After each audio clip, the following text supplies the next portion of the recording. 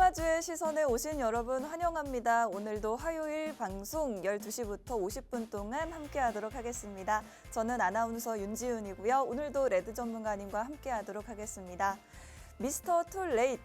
파월 의장의 금리 인하가 너무 늦어지고 있다면서 트럼프 대통령은 파월 의장을 계속해서 압박하고 있습니다. 더 이상 금리 인하가 늦어진다면 경기 성장 둔화를 막을 수 없을 것이다 라는 이야기도 했는데, 이에 따라서 뉴욕 증시 3대 지수는 모두 2% 넘게 동반 급락했고, 특히나 나스닥 지수와 다우 지수는 4거래일 연속으로 하락 마감했습니다.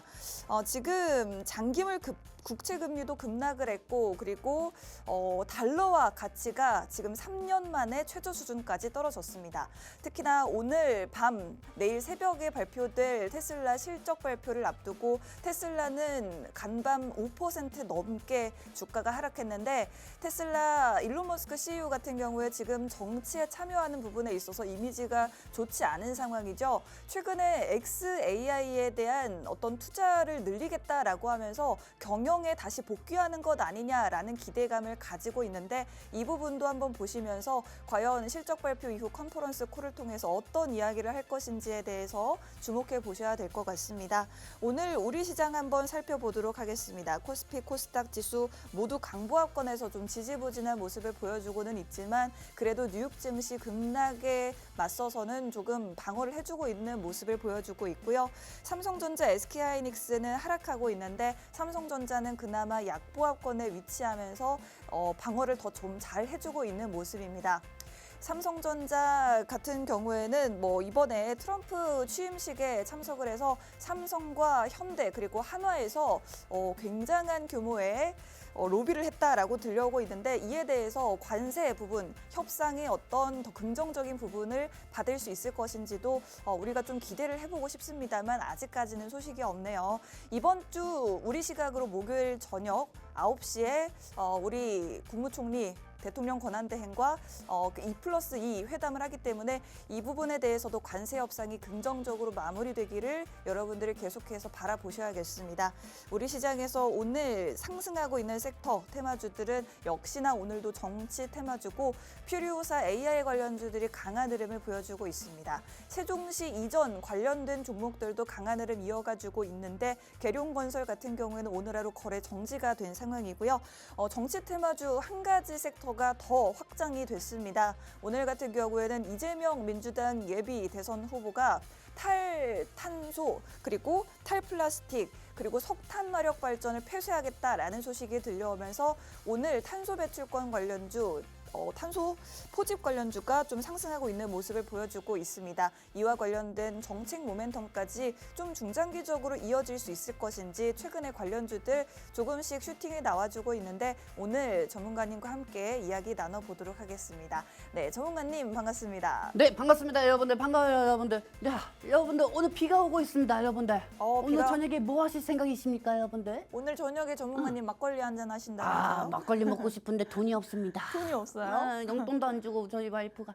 아니, 여러분들 뭐 하실 겁니까, 저녁에? 사실 비 오는 날이라서 기분도 꾸릿꾸릿하고요. 그렇죠, 네. 여러분들? 시장이 그렇다고 해가지고 전체적인 투심의 모습도 아니고요. 그렇다고 해서 여러분들이 어깨가 낮아져 하겠습니까? 이럴 때일수록 어깨를 더 높여야겠죠, 네. 여러분들? 그렇기 때문에 이 부분에 대해서 좀 오늘 좀 시장이 왜 이러는지, 그리고 이 시장이 왜 또 당분간 답이 없는 시장인 건지 이 부분은 좀 설명해 드리도록 할게요. 네. 자, 우선 여러분들 제가 여러분들한테 좀 양해 구하겠습니다.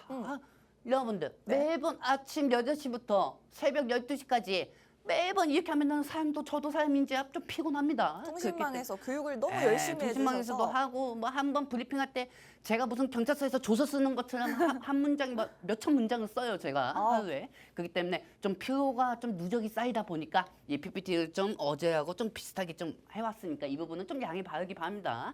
근데 솔직히 다음 방송보다도 제 PPT만큼 훌륭한 게 어딨어요, 솔직히. 안 그렇습니까? 뭐 크게 새롭게 다른 이슈가 있는 것도 아닌 것 같아요. 근데 문제는 몇 번 재탕을 해가지고 그게 문제인 거지. 그런 거는 하지만 비밀. 그 부분에 따라가지고 그래도 여러분들한테 이 정도만큼 유익한 방송은 없다고 봅니다. 네. 자, 한번 보도록 하겠습니다. 나 이제 펜 잡았어요. 네. 좋은 정보는 반복해서 알려드려야죠. 그럼요. 자, 여러분들 일단 지금 현재 연준에서 네. 이 독립 이제 공화당 의원 쪽에서 트럼프 쪽으로 편드는 게 아닌 파워 의장이 좀 옹호적인 발언을 했습니다. 즉 연준의 독립성을 존엄해야 한다. 그래요? 그냥 트럼프 대통령한테 연준에 대한 이 파워 의장이 잘린다 안 자른다 그런 얘기 하지 말고요. 공화당에서 그런 이야기를 했어요. 네, 그런 얘기를 하면서 연준의 독립성 이 부분이 훼손될 수 있다는 하에 약간 좀 증시가 좀 무너지는 상황도 있죠. 그것도 있지만은 지금 현재 관세에 대해서 어느 거 하나가 해결이 된 게 하나도 없습니다. 뭐 트럼프 대통령은 중국하고 해결해야 부분도 많고 상호 국가들하고 아직까지 관세 협상에 대해서 뭐 나온 게 하나도 없어요. 그렇죠? 오늘 며칠입니까? 23일입니까? 22일입니다. 24일에 한국 협상이 또 나와 있는 상황이고 네. 일본도 나와 있고 그다음에 대만도 나와 있습니다. 그 부분은 어제 설명해 드린 것처럼 해 드릴 거고요. 네. 근데 사실 이 부분은 금리 인하에 대한 압박 같은 경우는 솔직히 관세가 어느 정도 상호 관세가 지나고 나서부터 그때부터 금리 인하를 따져도 문제가 될 거라고 생각하지는 않고 있습니다. 그리고 사실 또 저는 이렇게 생각합니다. 미정 씨가 뭐 연준의 독립성 뭐 이런 부분 때문에 지수가 빠졌다고는 하지만 네. 사실 나스닥 종목들이 뭐 이슈가 있나요? 오를 만한 이유가 없다. 오를 만한 이유가 있나요? 솔직히 기술주들이? 없는 것 같아요. 왜 없잖아요. 네. 없어요. 기술주들 올라갈 만한 이유가 없습니다. 왜냐하면 이 기술주들은 반도체, 자동차, 이 산업단지잖아요. 관세에서 제일 크게 매기는 게 뭡니까? 산업단지 품목이에요. 그렇기 때문에 지금 엔비디아가 실적이 아무리 좋게 나와도 테슬라 실적이 아무리 좋게 나와도 인텔이 아무리 좋게 나와도 메타가 아무리 좋게 나와도 추후 주가는 지금 실적이 나온 게 아니고 추후 이 관세 부분에 대해서 어떻게 실적이 나오느냐 그 부분을 판단해요. 그 부분을 판단하는 거기 때문에 사실 기술주도 올라갈 이유가 없다고 저는 생각합니다. 이러다 보니까 필라델피아가 무너지니까 나스닥이 무너지죠. 왜? 네. 필라델피아에 있는 종목들이 나스닥에 다 들어가 있으니까요. 나스닥 비중이 못해도 20%가 반도체인데 이 필라델피아에서 4% 정도가 빠졌다고 하면은 이 나스닥에 있는 반도체주들도 같이 빠지고 반도체가 또 빠지면 또 뭐가 빠집니까? 빅테크주들이 빠지죠. 메타든 뭐 이런 애들은 마이크로소프트 이런 애들은 또 반도체가 있어 하는 거잖아요, 여러분들. 근데 아무리 실적이 좋게 나오면 뭐 합니까? 관세에 대해서 해결이 된 게 없기 때문에 추후 가이던스는 관세로 인해 가지고 실적이 낮아질 수가 있다 하면은 실적이 잘 나와도 빠지는 거예요. 그렇기 때문에 어제 기술주들이 이거는 연준의 독립성 회험에 따라 가지고 이 부분은 하나의 명분인 것뿐이고 기술주들이 상승해야만 할 명분이 없었다는 겁니다. 네. 자, 그렇다고 하면은 이 기술주들이 다 빠지고 엔비디아도 빠지고 뭐 테슬라도 5% 빠지고 다 빠졌어요. 안 빠진 거 없어요. 안 빠진 거 하나 있구나. 코카콜라. 코카콜라. 코카콜라. 그거 아주 견고하게 올라가고 있어요. 네. 근데 제일 중요한 거는 이 부분에 대해서 나스닥을 움직이는 건 기술주입니다. 그리고 기술주가 관세 부분에서 어떤 거 하나도 결정이 된 게 없기 때문에 어제 나스닥이 그렇게 폭락이 된 거죠. 그리고 네. 뭐 중국하고 미국하고 사실 솔직히 여러분들 생각해 보세요. 네. 트럼프 대통령이 3주에서 4주 만에 해결을 한다고 했어요. 중국하고. 중국과의 관세 문제. 근데 우크라이나 부분도 하루 만에 해결한다고 했는데 몇 달입니까? 그렇죠? 지금 몇 달 지났는데. 네. 보통 3, 4주하고 하면은요. 이거 네. 제가 볼 때는 3, 4개월 걸린다는 겁니다. 어떻게 보면은요. 어떻게 우크라이나 부분도 전쟁 하루 만에 못 끝냈는데 어떻게 3, 4주 만에 끝낸다는 겁니까? 못 끝냅니다. 아시겠죠, 여러분들? 그렇습니다. 자, 지금 관세로 인한 나비 효과가 굉장히 폭풍처럼 휘몰아치고 있는데 네. 이 부분이 일단은 뭐 반도체 기업들 지금 당장 실적은 좋을지 몰라도 지금 실적 발표 시즌이죠. 앞으로 관세 영향으로 인해서 추후 실적이 악화되지 않을까라는 우려감 때문에 반도체 기업들 지금 주가가 오를 수가 없습니다. 네. 그리고 반도체를 사다가 AI에 투자를 하고 있는 빅테크 기업들도 당연히 있으니 주가가 오를 이유가 없겠죠. 그렇기 때문에 뉴욕 증시 계속해서 시가총액 상위 종목들 위주로 쭉쭉 빠지고 있는 모습을 보여주고 있고 관세 문제가 해결되기 전까지는 아무리 작은 훈풍이 불어온다고 해도 이 관세가 불어온 폭풍이 시장을 계속해서 지배를 좀 하고 있습니다. 그렇기 때문에 관세가 해결되기 전까지 여러분들은 계속해서 좀 조심하셔야 되는데 문제는 이 관세 문제 중국과의 줄다리기 뭐 한 달 안에 끝내겠다, 3, 4주 안에 끝내겠다고 했지만 트럼프가 그전에도 뭐 취임 첫날 우크라이나 전쟁 끝내겠다고 한 거 몇 달째 질질 끌고 있는 것처럼 중국과의 관세 문제도 생각보다 길어질 수 있으니 여러분들도 우리 시장에서 아직까지는 계속해서 이 문제가 길어질 수 있겠구나라는 그런 생각은 가지고 계시는 게 좋을 것 같습니다.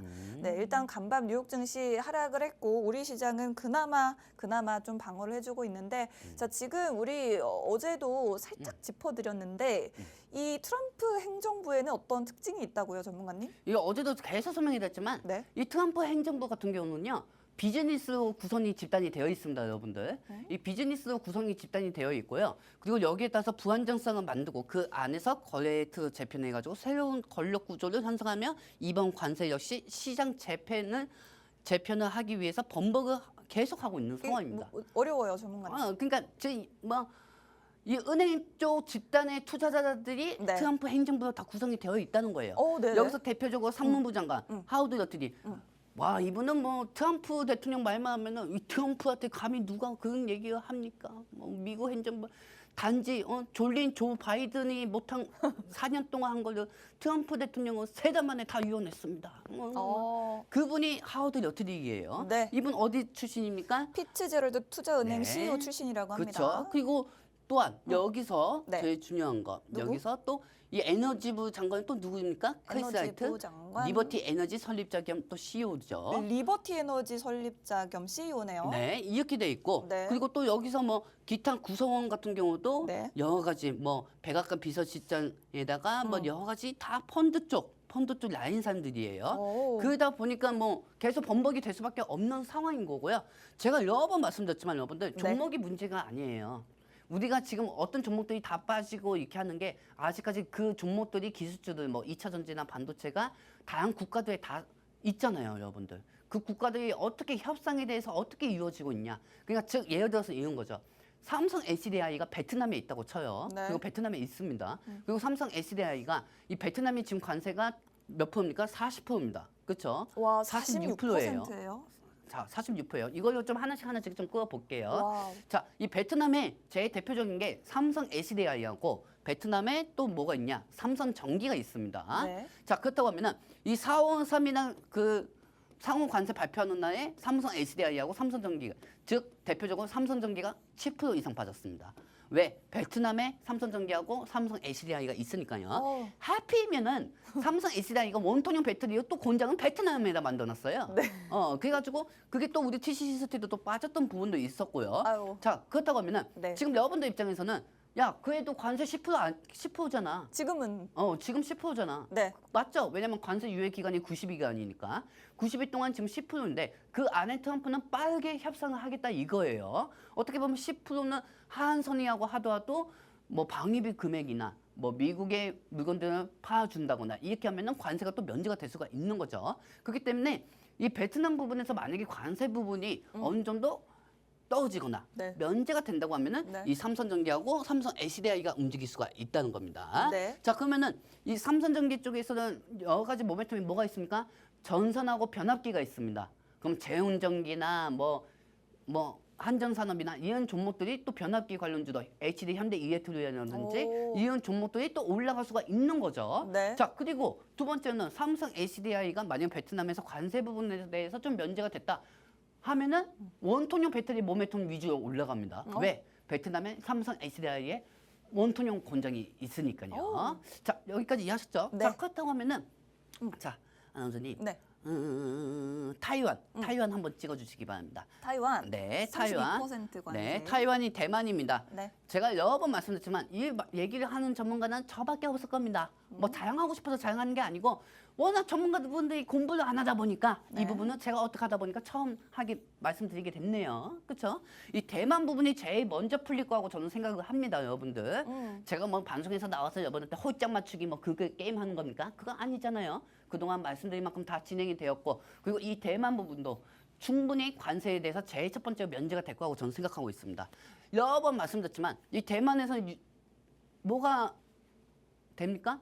반도체 기업들의 파운드리가 거의 다 미국으로 향해요. 그리고 대만에서 뭐가 있습니까? TSMC가 있어요. TSMC. 네, TSMC가 있어요. 네. 그렇기 때문에 트럼프 대통령은 이 대만부터 관세를 면제를 해줄 겁니다. 자, 그렇다고 하면 이 대만에 또 모멘텀이 뭐가 있어요, 여러분들?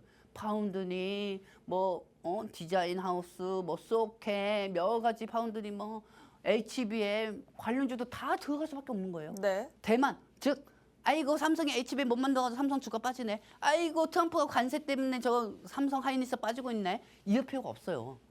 대만만 그냥 관세 면제되면 다 올라갑니다. 오. 대만만 관세가 면제되면은 대만에서 생산을 하고 있는 반도체 품목들이 다 썩 올라간다는 거죠. 여러분들. 지금 종목 하나하나 떠줘도 의미 없어요. 여러분들 트럼프도 아니고요. 저도 트럼프가 아니고요. 거기에 대해서 관세 협상하는 건 트럼프 대통령이잖아요. 네. 그럼 떠오지다도 이 종목 틀려 먹었어. 왜 그런 얘기 왜 합니까? 본인들이 트럼프 전문가도 아니면서 안 그렇습니까? 그렇기 때문에 이 부분은 트럼프 대통령한테 달려 있는 겁니다. 자, 그렇다고 하면 미래 반도체, 한미 반도체, 테크윈, DI 이 종목들은 지속적으로 반등할 수밖에 없고 대만은 관세 면제는 선택이 아니고 이제 트럼프한테는 필수입니다. 그렇습니다. 일단은 모든 반도체 거의 대부분의 반도체 대만을 통해서 미국으로 들어가기 때문에 미국의 빅테크 기업들도 비싸진 관세가 더더욱 더해진 반도체를 사면은 더 힘들어지기 때문에 트럼프 입장에서도 반도체의 관세를 크게 매기는 게 이득이 아닐 것 같습니다. 그렇다면 일단은 지금 대만에서 들어오는 물건들에 대한 관세를 빠르게 면제를 좀 해야 될 텐데 이 부분 여러분들이 좀 기대해 보시면 좋을 것 같고 일단은 대만에 매겨질 관세가 지금 90일 유예된 그 관세 32%입니다. 이 부분에 대해서 어떤 협상의 여지가 있고 협상이 가능하다면 그 뒤에는 관련된 대만 반도체 관련주들이 계속해서 상승이 나올 수 있다. TSMC 관련주 그리고 앞서 보여드렸던 HBM 관련주들도 대만과 미국과의 관세 협상이 잘 이루어진다면 계속해서 상승을 보여줄 수 있는 종목들이다라는 말씀을 드렸습니다. 자, 그렇다고 하면은 우리 네. 이거 한번 좀 체크해 볼까요? 어떤 거요? 자, 아까 그 상호관세 그거 좀 표 좀 보여주시기 바랍니다. 네. 자, 여러분들 우리 윤지훈 아나운서님 옆에 그래프 표 좀 봐주시기 바랍니다. 네. 자, 일단은 모든 관세는 중국, 차이나만 빼고요. 차이나가 지금 34% 되었습니다. 네. 그렇죠? 차이나가 34% 되어 있는데 차이나는 지금 현재 125%라고 보시면 됩니다. 와. 그리고 나머지 국가들은 지금 유예 관세로 10%입니다. 네. 자, 여기까지 이해하셨죠? 네. 자, 그렇다고 하면은 세 번째. 일부만 좀 설명해 드릴게요. 네. 세 번째, 베트남에서 관세가 면제가 된다고 하면은 삼성전기, 삼성 HDI의 모멘텀으로 되어 있는 전선, 변압, 원통형 오. 배터리가 상승합니다. 네. 그다음에 타이완, 대만 쪽이 관세 면제가 된다고 하면은 이거는 미국의 자국 기업들, 엔비디아, 브로드컴 주가들 다 상승하고요. 우리 한국의 반도체주들도 다 상승한다고 보시면 되겠습니다. 오. 왜냐? 삼성하고 하이닉스가 대만에 보내가지고 거기서 반도체를 만들어가지고 또 그쪽으로 보내거든요. 네. 자, 그리고 밑에 보시면 인도가 있습니다. 네. 인도, 네, 맞아요. 인디아예요? 네. 인도는 뭐가 유명합니까? 여러분들, 뭐가 유명하죠? 뭐 사람 많은 것도 유명하지만 인도가 또 유명한 게 뭐가 있습니까? 뭐가 있을까요? 팜유. 팜유. 네. 자, 그렇다고 하면은 네. 인도도 관세에 대해서 지금 펜스 부통령이 갔죠. 응. 펜스 부통령이 인도에 갔어요. 네. 인도에 가가지고 이 관세에 대해서 긍정적인 협상이 되고 있다. 그러면은 뭐가 올라가겠습니까? 팜유 관련주가 올라가는 거예요. 팜유도 관세에 대해서 면제가 될 수가 있는 거니까요. 네. 팜유가 아마 제이시언 시스템? 제이시언 시스템? 그건 아니고 일단 팜유 관련주 있습니다. 뭐죠? 어쨌든 팜유 관련주가 네. 생각을 해보자. 뭐 사준들이면든지 네. 사준들이면든지 이거 내가 정리해뒀는데 어쨌든 팜유 관련 종목이 너무 많으니까 뭐 신성홀딩스라든지 이런 종목들이 제이스코 제이스코 홀딩스? 맞아요. 맞아요? 예, 제이스콘 홀릭스. 네. 그거하고 또 사탕이 들어가니까 대한제당이라든지 이런 종목들이 올라갈 수가 있는 사탕수수, 거예요. 대한제당. 왜? 인도에서 관세 면제되면 제일 수혜되는 게 뭐가 있습니까? 제일 수출 많은 게 팜유예요. 네. 그렇기 때문에 팜유 그렇게 하면 되고요. 그리고 한국, 우리 코리아. 사우스 코리아. 사우스 코리아. 네. 북한 아니에요. 코리아예요. 사우스 코리아. 사우스 코리아에서. 네. 사우스 코리아에서 관세가 어느 정도 면제되면 자동차, 반도체 이 두 가지가 수출이 그리고 배터리가 다 상승합니다. 오. 그래서 24일 날 좀 잘 부탁드리겠습니다. 24일 날 협상을요. 잘 아주 부탁드립니다. 부탁드리겠습니다. 네. 자, 그리고 밑에 보시면 스위스, 뭐 인도네시아, 뭐 말레이시아, 뭐 콜롬비아, 브라질. 자, 콜롬비아를 한번 보도록 하겠습니다. 콜롬비아. 근데 그거는 안 되겠다. 콜롬비아는 뭐 합법적인 게 아니니까요. 자, 밑에 뭐죠? 보시면은 이 브라질도 있고, 뭐 여러 개 있고 이스라엘. 예를 들어서 이스라엘 같은 경우도 관세가 좀 면제가 된다. 그럼 이스라엘에 또 유명한 게 뭐가 있습니까? 이스라엘? 다이아몬드. 다이아가 유명해요? 네, 다이아가 유명합니다. 네. 이스라엘은 이 여러분들 영화에서 보시면 아시겠지만은 이 그 무에서 이 캐는 그 다이아몬드를 그렇게 해가지고 가공을 해가지고 수출합니다. 이스라엘은. 그래요? 그래서 일진 다이아몬드. 응. 일진 다이아몬드가 큰 수혜주가 될 수가 있습니다. 일진 다이아. 네, 이스라엘과 어느 정도 관세가 면제가 되면은요. 네. 그러니까 여러 가지 뭐 이렇게 돼 있다고 보시면 돼요. 오, 재밌네요. 자, 여러 가지 이렇게 돼 있고요. 네. 예를 들어서 뭐 멕시코가 관세가 면제가 된다. 그러면은 삼성 SDS가 또 상승하죠. 왜? 삼성 SDS에는 세탁기든 가전이든 다 판매를 하니까요. 네. 여러분들. 그리고 그게 멕시코 공장에 있으니까요. 네. 자, 그렇다고 하면은 자, 내가 아주 확실한 것도 하나 보여드릴까요? 뭐예요? 여러분들. 자, 이 유럽이 있잖아요. 아나운서. 유럽에 이탈리아가 있고 독일이 있고 뭐 여러 가지 국가들이 되게 많잖아요. 네. 그리고 이 유럽에 뭐 헝가리도 있고요. 그렇죠? 그러면은 만약에 에코프로나 에코프로비엠이 유럽에 공장이 있어요. 네. 그러면 유럽에서 EU 연합에서 관세가 면제가 된다고 하면은 에코프하고 에코프로비엠도 같이 올라갈 수밖에 없고 LG 에너지 솔루션도 같이 올라갈 수밖에 없는 거죠. 네. 그리고 즉 이 캐나다 쪽에 또 엔캠이라는 회사가 있어요. 캐나다 엔캠이 있고 유럽에 엔캠이 있고 또 미국에 엔캠이 있습니다. 그러면 이 관세 면제 부분만 협상만 제대로 진전이 있다고 하면은 이 종목들은 또 다시 상승할 수밖에 없는 겁니다. 그러니까 즉 여러분은 블루마블 해보셨죠? 네. 블루마블. 네. 우리 아나운서는 블루마블 좋아하십니까? 네, 저는 많이 해봤습니다. 나는 우리 와이프하고 블루마블 자주 하는데 네. 우리 와이프는 서울 쪽 이은 땅을 사는데 나는 뭐 무인도만 가 있고 그래요? 운이 안 무인도만- 좋으신가 봐요. 모르겠어요. 이거 주사위 이거 잘못 던져도 무인도만 가 있고 또 그 뒷백 해가지고 이 또 와이프 삼 땅에 잘못 던져가지고 주사위 잘못 던져가지고 뒷백 돼가지고 돈 다 털리고요. 파산. 파산이 되고요. 그래요. 그러니까 네. 여러분들 이런 블루마블 아실 겁니다. 게임들은. 그러니까 이것도 다 블루마블이라고 생각하세요. 트럼프 전 대통령이 어떤 나라에 따라가지고 블루마블로 펴놓고 트럼프 여기서 대통령? 관세 협상을 해가지고 거기서 수혜주가 나온다. 어. 그리고 그 나라에 어떤 기업들이 있는지 그 부분은 체크하셔야 합니다. 그렇기 때문에 네. 우리가 제일 먼저 생각하는 거는 대만, 일본, 한국입니다, 여러분들. 좋습니다. 일단은 우리가 제일 먼저 관세 협상을 기대해 볼 국가는 바로 대만이 되겠습니다. 대만에 먼저 관세 협상을 해줘야 우리 반도체 대표주들이 올라갈 수가 있겠죠. 삼성전자, 하이닉스뿐만 아니라 HBM 관련주 방금 보여드린 미래반도체, DI, 테크윙 이런 종목들이요. 그리고 사실 이 각 국가별로 관세율이 다릅니다만 뭐 우리가 이 나라와 관세 협상을 하겠다. 또 이 나라와 관세 협상을 했으니 이제 좀 면제를 해주겠다라는 소식이 들려왔을 때 각각 어느 섹터의 종목들이 반응을 할지에 대해서 좀 세분화해서 말씀을 드려봤습니다. 일단은 저희가 보여드린 베트남 같은 경우에는 관세가 면제가 되게 된다면 베트남은 뭐였죠, 전문가님? 베트남은 삼성 SDI가 있고요. 아. 그다음에 삼성 전기가 전기 있습니다. 그렇습니다. 베트남에서 만약에 관세가 면제됐다라고 했을 때 수혜를 볼 수 있는 종목 삼성전기 그리고 그와 관련된 변압기 관련주 뭐 효성중공업, HD현대 일렉트릭, LS 일렉트릭 이런 종목들 있죠. 네, 그리고 맞아요.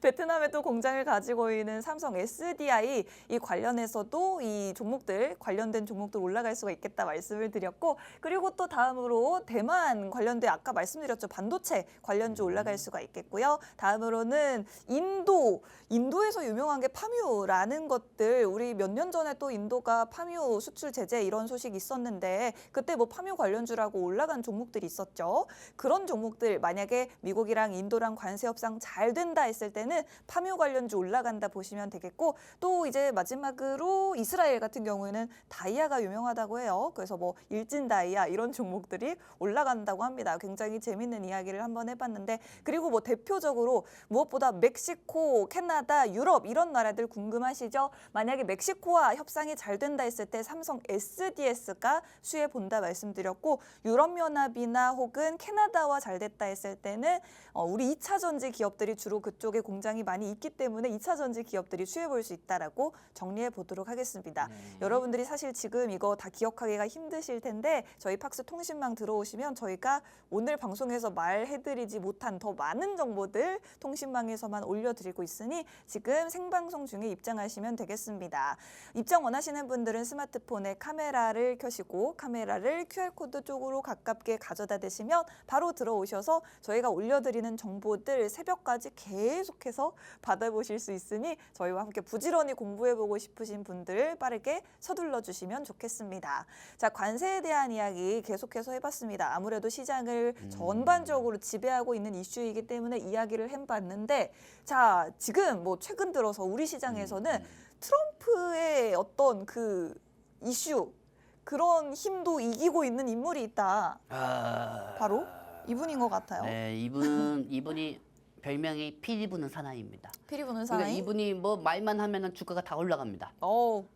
왜냐면 그만큼 또 대선 지지율도 올라가고 있고요. 그리고 그렇게 할 수밖에 없는 게 이게 뭐 국민의힘 쪽에서도 토론은 보면은 뭐 후보 비방밖에 없지 뭐 정책주에 대해서 얘기가 없습니다. 아쉽네요. 그러니까 이분한테 다 당연히 수급이 쏠릴 수밖에 없는 거죠. 오늘은 또 새로운 게 네. 그 뭐 탄소 포집 관련주, 네네. 에코바이오, 그린케미칼 두 종목이 다 이게 사실 상한가 갔어요. 그린케미칼이 이제 미국하고 조선 해운업 제재 관련주기도 하거든요. 그래요? 그래서 그린케미칼하고 그냥 그린파워 네. 이런 종목들도 있고 그다음에 이 플라스틱 관련주는 에코바이오나 에코플라스틱. 에코플라스틱 이런 종목들이 지금 오늘 친환경 현식으로 종목들이 다 올라가고 있는 상황입니다. 네. 그리고 여기서 또 저출산 아가방 컴퍼니라든지 제어투세븐이라든지 주가가 다 올라가고 있어요. 근데 되게 웃긴 게 네. 올라가면 뭐합니까? 우리가 뭐 아침에 이재명 대선 후보의 그 머릿속에 우리가 들어가 있는 것도 아니고요. 그렇죠? 트위터에 올렸기 때문에 그 부분이 주가가 다 반등이 하고 있는 건데 네. 지금 이 이재명 정책주가 변동이 너무 심해요. 너무 심합니다. 물론 정치 테마주니까요. 그리고 어제 퓨리오사가 좀 거래 정지됐다가 오늘 또 상한가를 갔죠. 시장이 풀리자마자. 와. 이게 뭐 주식시장입니까? 뭡니까 여러분들. 지금 우리가 대선 기간 동안 기술주들이 올라가는데 우리는 정치 테마주만 올라가고 있고 네. 6월 때까지는 이게 계속 수급을 좀 뺏길 수밖에 없을 것 같아요. 그렇기 때문에 이 창투사 관련주는 제가 필요사 관련주하고도 했지만은 네. 이 창투사 관련주는 계속 체크하셔야 돼요. 네. 왜냐하면 창투사가 있어야 뭔가 이재명 대선 후보의 공약을 다 이겨낼 수가 있는 거잖아요. 네. 그렇기 때문에 TC 인베스트먼트하고 TS 인베스트먼트는 계속 체크하셔야 합니다. 네. 뭐 그동안 계속 상승하다가 오늘 좀 상승분을 토해내고 있는 상황입니다. 자, 여러분들 DSC 인베스트먼트 차트 한번 보도록 하겠습니다. 이 차트를 보시면 아시겠지만 이 DSC 인베스트먼트 같은 경우가 그동안 계속 상승하다가 오늘은 되게 좀 조정 중이에요. 네. 왜? 이재명 대선 후보의 정책주가 지금 플라스틱 쪽으로 바뀌었거든요. 친환경 쪽으로. 네. 친환경 쪽으로 갔고 탄소 쪽으로 갔기 때문에 이 부분에 따라 가지고 지금 오늘 정책주가 빠지고 있다고 보시면 되겠습니다. 네. 물론 오늘 상승하고 있는 탄소 관련주라든지 이 플라스틱 관련주도요. 이것도 언제든지 이렇게 빠질 수가 있는 거예요. 왜냐하면 이제 대통령 되려면 아직 몇 달밖에 안 남았는데 공약을 여러 가지 내놔야겠죠. 그쵸. 여러분들. 그럼 거기에 따라서 또 수급이 계속 바뀌어주겠죠. 즉 A하는 테마가 이재명 대선 후보의 AI 관련주였다고 하고 B하는 테마가 그동안 이재명 대선 후보의 펀드 관련주, 창투사 관련주였다고 하면은 이제는 C, D, 탄소, 그다음에 플라스틱 이쪽으로 수급이 다 또 여기 잠겨놨다가 곡간이 이쪽으로 또 곡간이 채워지는 거예요. 네. 그러면 또 다른 정책주 뭐 예를 들어서 뭐 이재명 대선 후보가 우리나라는 뭐 어떠한 부분에 대해서 뭐 새만금을 하겠다 하면은 뭐 전구체 쪽으로 또 이 테마들이 또 전구체 쪽으로 갈 수가 있는 거고 이렇게 계속 순환이 되는 겁니다. 계속 순환이 되는 거기 때문에 물론 오늘 상승하고 있는 뭐 여러 가지 에코바이오라든지 에코플라스틱이라든지 이런 종목들을 내일도 주 더 보실 필요가 있습니다. 이렇게 얘기하다가 내일 갑자기 갭상승하다가 또 이탈이 되면 그것도 전문가들은 여러분들한테 수익입니다. 이렇게 얘기할 수가 있는 거거든요. 네. 여러분들 바보 아니잖아요. 그렇죠, 여러분들. 그렇기 때문에 제가 말씀드리고 싶은 건 정책주는 순환이 그대 엄청나게 빠릅니다.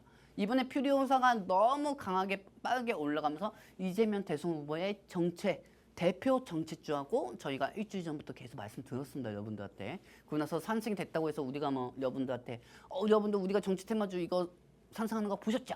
보셨죠? 보셨죠? 막 이러지 않잖아요, 여러분들. 왜냐면 이거는 저희 아들도 매매할 수도 있는 거고 저희 아들이 5살이에요.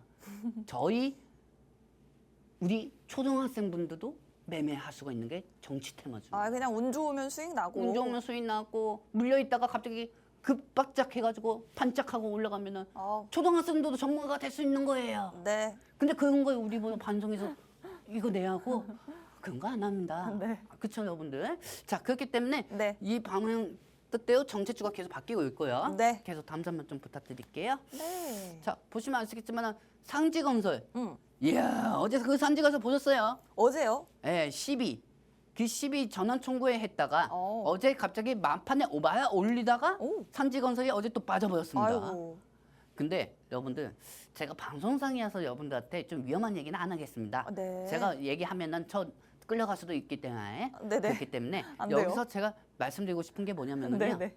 어제였습니다. 네. 어제 이 상지건설이 네. 제가 우리 시청자분한테 이렇게 말씀드렸어요. 여러분들 제가 볼 때는 장 초반에 상지건설이 무너지다가 막 올릴 것 같다. 막 올리다가 또 무너질 것 같다. 네. 그렇게 말씀드렸거든요. 네. 그 얘기했는데 어제 그대로 그게 시행이 됐습니다. 오. 즉 상지건설이 어제 초반에 무너졌다가 10% 정도 또 말아 올렸어요. 네. 그러다가 또 빠졌어요. 뭐냐? 중간에 누군가 모르게 상신형이 있다는 거예요. 네? 상신형이. 중간에. 산신령. 네, 중간에 상신형이 있다는 겁니다. 산신령이 무슨 역할을 하시죠? 그러니까 주가 올리다가 또 주가 빠지고 이렇게, 주가 이렇게. 올리다가 또 빠지고 변동성이 강했다는 거죠. 네. 그리고 이런 종목이 4월 2일 날 갑자기 상가를 갔습니다. 와. 원래는 동신건설, 오리엔트 전공, 오리엔트 바이오, 뭐 에이테, 현지 엘리트 뭐 이런 종목들 올라가는데 상지건설이 갑자기 4월 2일부터 이재명 대선 후보의 정책주라고 합니다. 자, 그리고 나서는 또 유독 희한합니다. 와. 3,000원짜리가 5만 몇천 원까지 가버렸어요. 와. 5만 몇천까지 왔어요. 점. 이게 12연상 갔다가 쭉 그러니까 빠졌죠? 쓰나미 온 거예요. 네. 차트 보세요. 4월 3일 날 상한가 가기 전에 차트 보세요. 저거. 와. 저거 뭐 무장포 해수욕장보다 더 개뿔 더 없는 거예요. 이게 저게 뭡니까? 뭐 누가 보면 모세가 이렇게 다 끌고 가가지고 바닥이 열린 것 같잖아요. 그렇죠? 그러니까 이거는 솔직히 지금도 가도 수익 먹을 수 있는 거예요. 솔직히 말해서. 그냥 아나운서님한테 아나운서님 핸드폰 줘봐요. 이렇게 네. 해가지고 아나운서님 뭐 매수. 아나운서님한테 허락도 안 하고 아나운서 어차피 수익 날 거야. 10일만 기다려요. 이게 두고 있다가 10일 지나고 나서 정말 올라가 있으면 수익이 났을 수도 수익이 있어요. 나면은 우리 아나운서님은 머릿속 보는 이게 맞는 건가 싶기도 하면서도 수익이네? 이렇게 되는 거예요. 네. 지금 주식시장이 그렇게 도태되어 있다고요. 여러분들. 그렇게 도태되어 있어요. 왜? 기술주들이 안 올라가니까. 그렇기 때문에 이 상지건설이 올라갈 때마다 또 제가 이번에 느낀 게 네. 상지건설이 올라갈 때마다 오리엔트 전공, 오리엔트 바이오, 동신건설 이 종목들도 같이 올라가고 있어요. 희한해요. 근데 이 종목이 또 떨어지면 이 종목들도 같이 떨어지고 있습니다.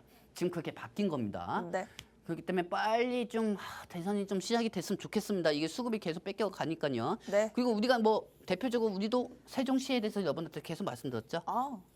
자, 여러분들 이 세종 쪽에 지금부터 레드 부동산이 시작되겠습니다. 그 저기 뭐냐 그 한시. 1시부터 부동산 방송하시죠? 그럼요. 여기. 아, 그렇군요. 그분도 세종시 얘기할 수도 있겠네요. 그렇다면은. 자, 일단 이 세종시 관련주들이 왜 올라간 겁니까? 이게 민주당에서 행정 수도를 세종시부터 예전에 2000년대 초반부터 계획했던 거예요. 그렇죠, 여러분들? 그리고 지금 이제 윤 전 대통령이 있었던 곳이 용산입니다. 네네. 그러면은 이재명 대선 후보가 만약에 대통령이 됐다고 하면은 용산에서 집행을 하겠습니까? 집행 안 하겠죠. 네. 그렇기 때문에 시장은 이거를 세종시 쪽으로 다 갔던 거고요. 네. 세종시 쪽에 프롬퍼스트는 뭐 세종의 뭐 계영건설, 대표적으로 계영건설만 말씀드릴게요. 계영건설과 대중산업. 이 계영건설하고 대중산업이 땅 부자입니다. 오. 세종시에 오. 땅 부자예요. 그 어떤 지역에 땅이 있다고 하면은 올라가는 거예요. 와우. 네. 계룡건설입니다. 네, 계영건설이 올라가는 거예요. 네. 그렇죠? 그리고 대주산업이 제2 땅 부자예요. 와우. 대주산업이요. 대주산업이 제2 땅 부자이기 때문에 네. 이 대주산업에서 근처에 있는 세종시 근처는 당연히 반등이 될 수밖에 없습니다. 아니 근데 이게 만약에 네. 우리가 처음에 생각했대. 그래 만약에 이재명 대선 후보가 예전에 사법 리스크 있을 때도 사법 리스크가 만약에 생길 것 같기 때문에 그냥 우리가 안 했던 거거든 사실. 네. 근데 이 부분이 만약에 사법 리스크도 완화되고 대선 지지율이 올라가면 대표적으로 세종시 관련주가 올라갈 수밖에 없었던 거죠. 그러니까 예를 들면 이런 거예요. 뭐 예드 전문가가 회사를 운영을 하고 있는데 예드 전문가 회사가 코스피 코스닥에 선정이 되어 있어요. 그런데 이 세종시 근처에 가까운 데 있어요. 그러면 상한가 4방 5방 가는 거야. 뭐 레드 선정된 종목이 그렇게 올라가는 거야. 네. 그렇게 올라갔다가 그렇게 생각하면 안 되겠지만 산지건설처럼 또 12전원 청구해가 이렇게 할 수도 있는 거 아닙니까? 어허. 그렇습니까? 네. 사람의 마음이 하는 게 어쩔 수 없는 거죠. 그렇죠, 여러분들. 나는 일단 회사에 내 돈을 써가지고 발전을 시키고 자꾸 투자를 해야 하는데, 갑자기 내 주가가 올라가네. 내 회사 주가가 올라가네. 12전원 청구해야겠다. 이렇게 된 거예요. 이걸 여러분들 또 사서 말아 올리고 있고, 이걸 또 우리 개인 투자자들은 사서 말아 올리고 있고. 그러니까 이런 부분에 대해서 여러 가지 상법 개정이라는 걸 부분이 나와가지고 이재명 대선 후보가 코스피 5천을 열겠다고 이렇게 말씀을 한 겁니다. 네. 얘기한 겁니다.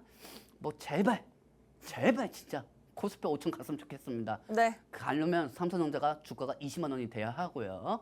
일단 이런 부분은 나중에 한번 얘기해 보자고요, 여러분들. 네, 그렇습니다. 그렇다고 하면 이 정치 때문에 좀 일부 이렇게 말씀드렸습니다. 그러면 이재명 대선 후보가 저는 또 이렇게 생각해요. 네. 여러분들도 정치인이고 저도 정치인이고 우리 윤지훈 아나운서도 정치인이라고 한번 생각해 봅시다. 네. 그리고 여러분들이 정치인이라고 생각해 보세요. 일단은 제가 만약에 대통령이 될 거면은 이 국민들한테 뭔가 늘 똑같은 정책에 대해서 공약을 할 수는 없을 것 같습니다. 정관이 뭐 코스피 6천 이런 거 어때요? 그렇게 얘기하면 이렇게 하고 갑니다. 그렇게 얘기하면 그러면 어떤 거? 어떤 방식이냐면은 일단 트럼프 대통령하고 어떠하게 맞서겠다. 그렇게 얘기를 하겠죠. 대신 트럼프 대통령의 관세에 따라서 보복이 아닌 트럼프 대통령하고 기술적으로 협력을 하겠다. 기술적으로 협력을 하면서 네. 반도체하고 배터리, 자동차를 지키겠다. 오. 이런 부분으로 이재명 대선 후보가 나올 수가 있는 겁니다. 아하. 그리고 이 정책도 새로운 공약에 대해서 앞으로 나올 게 뭐가 있겠습니까? 어차피 이재명 대선 후보가 서민 정책을 지역화폐든 어떤 부분이든 간에 서민 정책은 어느 정도 다 나왔다고 저는 생각하거든요. 거의 나올 게 다 나온 것 같아요. 네, 저출산만 나와도 다 끝난 거예요, 이거는. 네. 서민 정책은요, 어떻게 보면은요. 근데 물론 중요한 거는 국민연금은 어떻게 하겠다 이런 얘기는 없죠.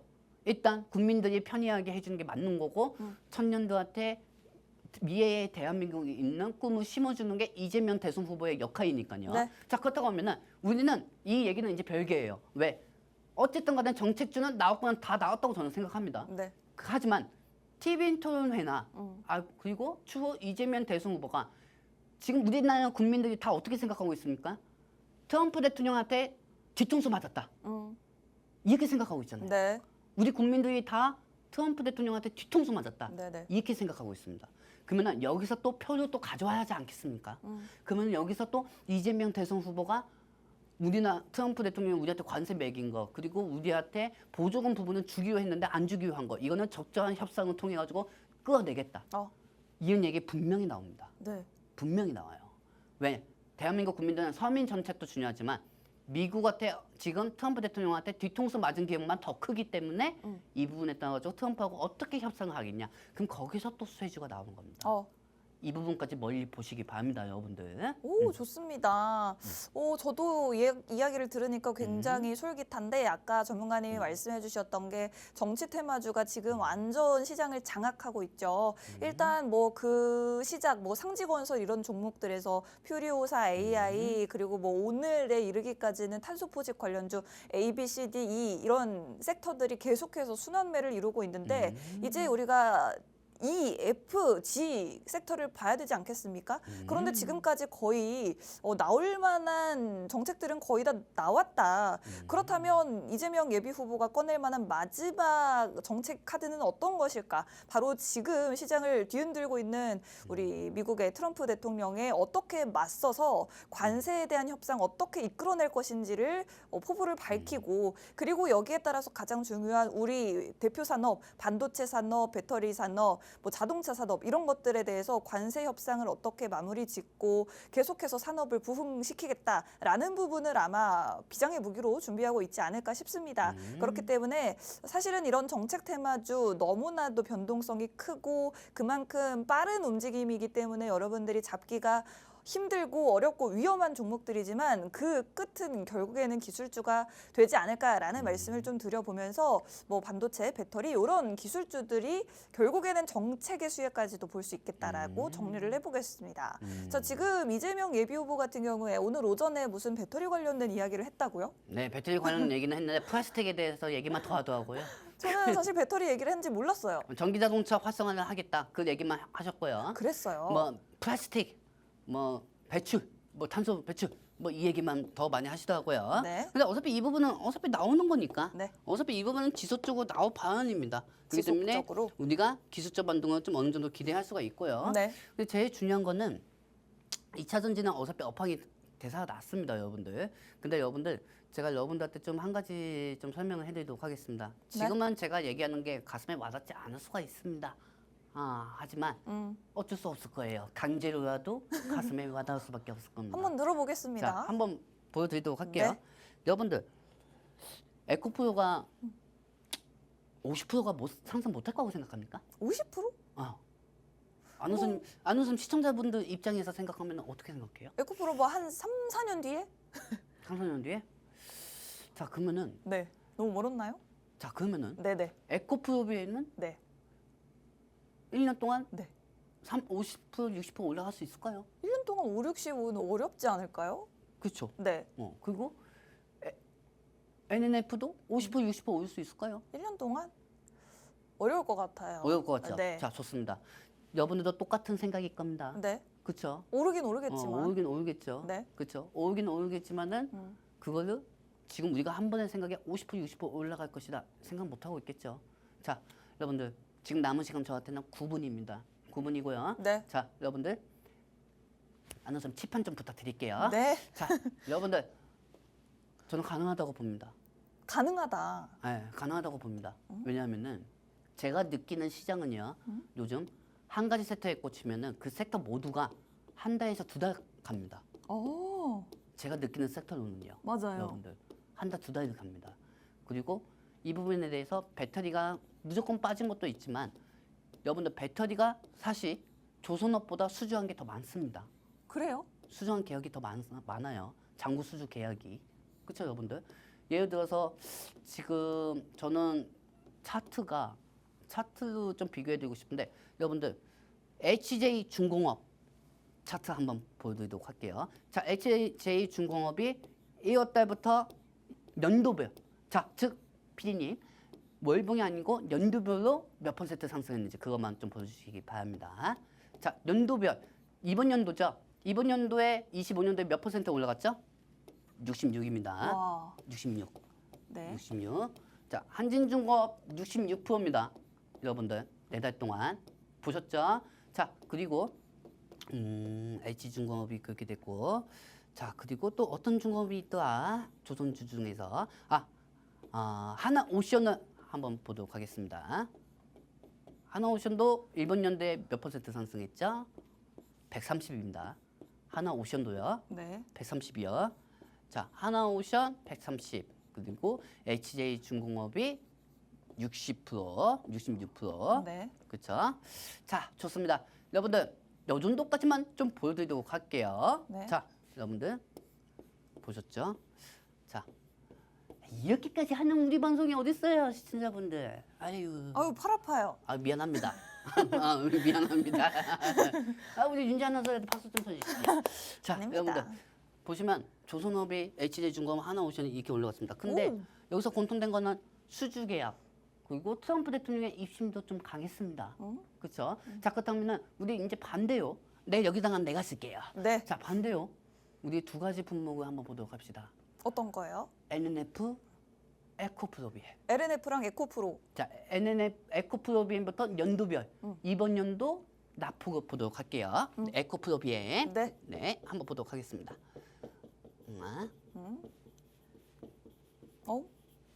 자, 이번 연도만 보시면 됩니다. 올해 들어서 자, 올해 들어서 몇 프로 빠졌죠, 여러분들?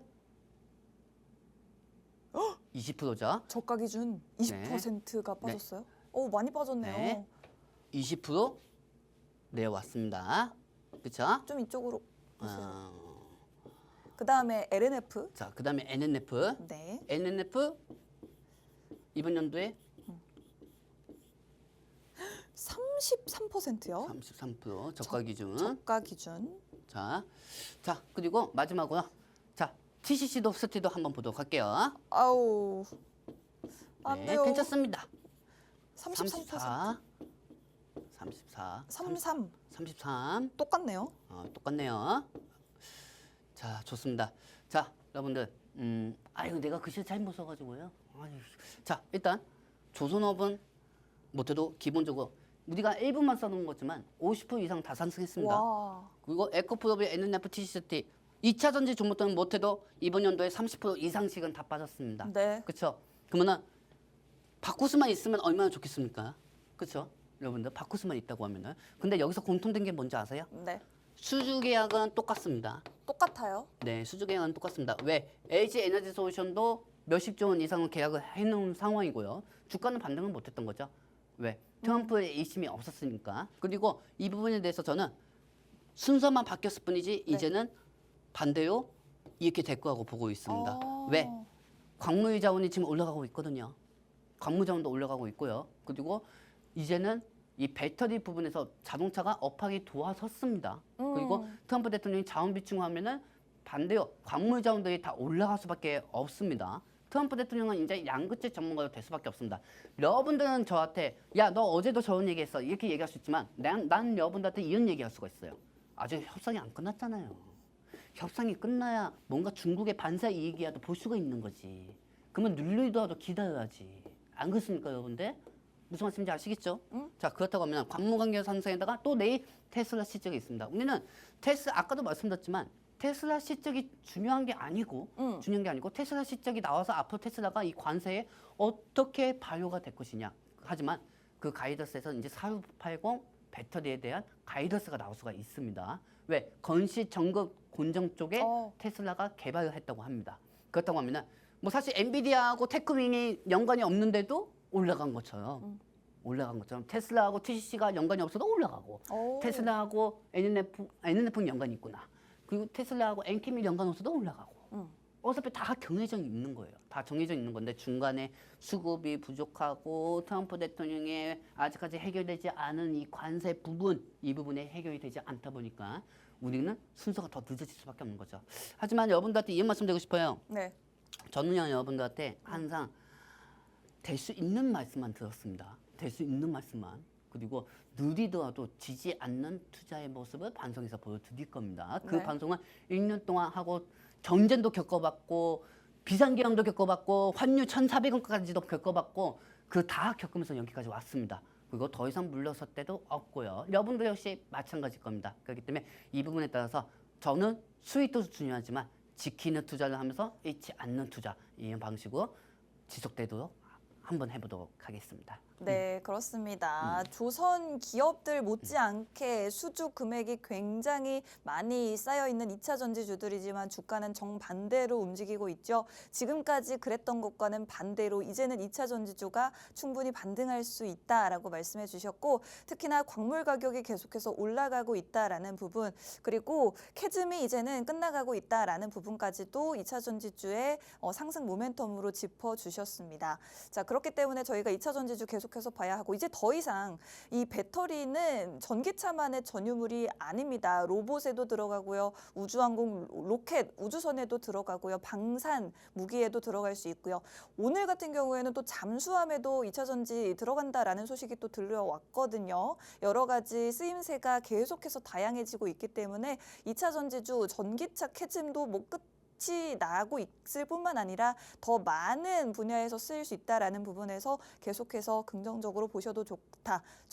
이제 정리를 했을 때 올해 안에 1년 안에 2차 전지주들 50%까지 주가 상승 가능하다라고 말씀해 주셨으니 저희와 함께 공략 계속해 보시면 좋을 것 같습니다. 본 방송에서 제공해 드리는 정보는 투자 판단에 대한 조언일 뿐 주가 상승 하락을 보장하지 않는다는 점 유의하시기 바랍니다. 저희는 금요일 12시에 다시 찾아뵙겠습니다. 고맙습니다.